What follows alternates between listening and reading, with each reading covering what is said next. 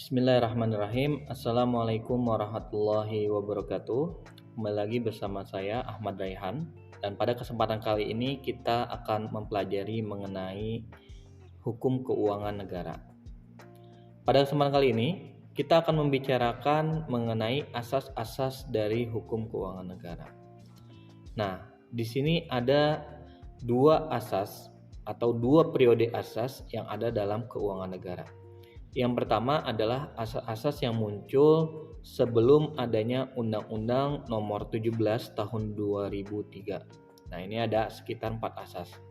Kemudian, setelah adanya Undang-Undang 17 Tahun 2003 tentang keuangan negara tersebut, itu muncul kembali asas-asas baru mengenai pengelolaan keuangan negara. Nah, ini akan kita bahas satu persatu. Pertama, dari asas-asas keuangan negara yang muncul sebelum Undang-Undang Nomor 17 Tahun 2003 disahkan.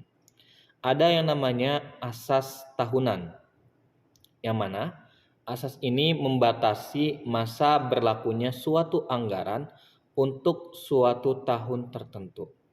Artinya kalau misalkan ada asas tahunan ini, maka satu anggaran itu akan dijadikan satu tahun saja. Anggaran 2022 maka untuk tahun 2022.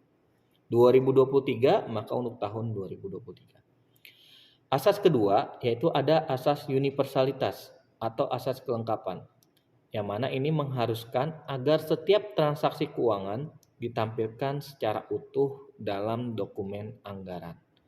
Jadi semua transaksi keuangan, tak itu pendapatan ataupun belanja, itu disajikan dalam satu dokumen saja, ya, atau dalam satu dokumen anggaran.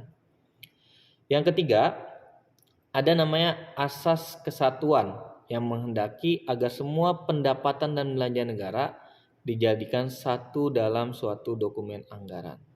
Nah, kalau misalkan ini asas kesatuan dengan asas universalitas, ini keduanya memang agak mirip ya, tetapi kalau asas kesatuan itu pendapatan dan belanja semuanya dimasukkan di dalam satu dokumen anggaran. Kalau misalkan untuk asas universalitas itu lebih ke arah semua kelengkapannya ya, semua detail-detail kecilnya itu dimasukkan ke dalam satu dokumen anggaran ya. Atau lebih terperinci kalau misalkan asas universalitas.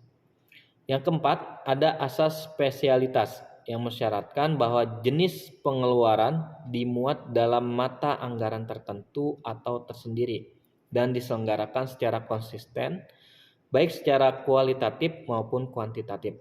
Yang artinya, secara kualitatif yaitu jumlah yang telah ditetapkan dalam mata anggaran tertentu merupakan batas tertinggi dan tidak boleh dilampaui. Dan secara kualitatif artinya penggunaan anggaran hanya dibenarkan untuk mata anggaran yang telah ditentukan.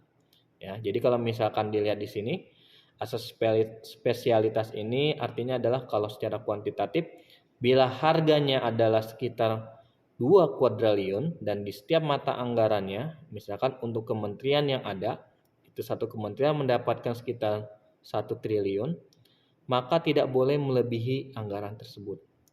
Dan secara kualitatifnya, apabila anggaran tersebut sudah dikhususkan atau spesial untuk kementerian tersebut dan untuk kegiatan tersebut, maka tidak boleh keluar dari koridornya atau harus sesuai dengan kegiatan yang ada.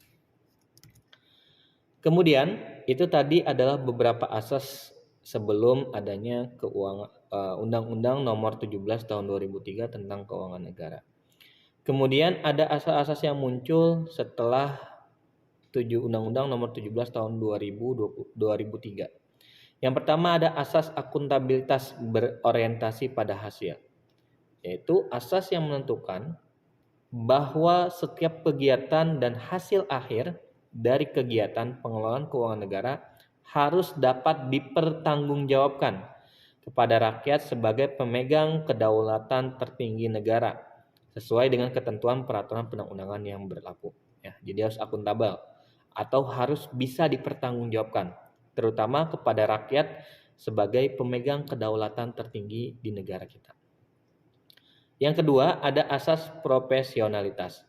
Asas ini mengutamakan keseimbangan antara hak dan kewajiban pengelolaan keuangan negara ya.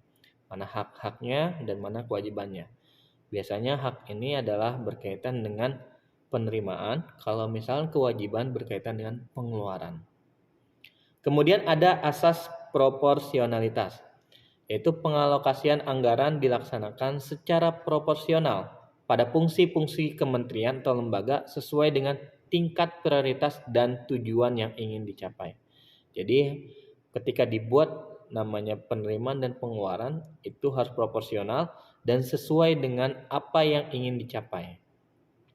Kemudian yang keempat, ada asas keterbukaan dalam pengelolaan keuangan negara, yaitu mewajibkan adanya keterbukaan dalam pembahasan, penetapan, dan perhitungan anggaran, serta atas hasil pengawasan oleh lembaga audit yang independen.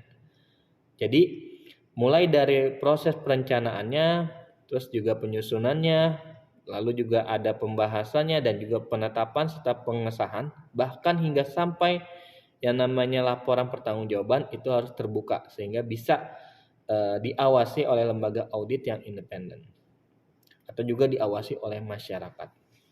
Kemudian yang kelima, ada asas pemeriksaan keuangan oleh badan pemeriksaan yang bebas dan mandiri. Yang mana ini asasnya memberikan kewenangan lebih besar pada badan pemeriksa keuangan untuk melaksanakan pemeriksaan atas pengelolaan keuangan negara secara objektif dan independen. Ya, maksudnya di sini adalah secara lebih jelas dan juga lebih mandiri. Tidak boleh ada intervensi dari pihak manapun terhadap pemeriksaan keuangan oleh Badan Pemeriksaan Keuangan Negara.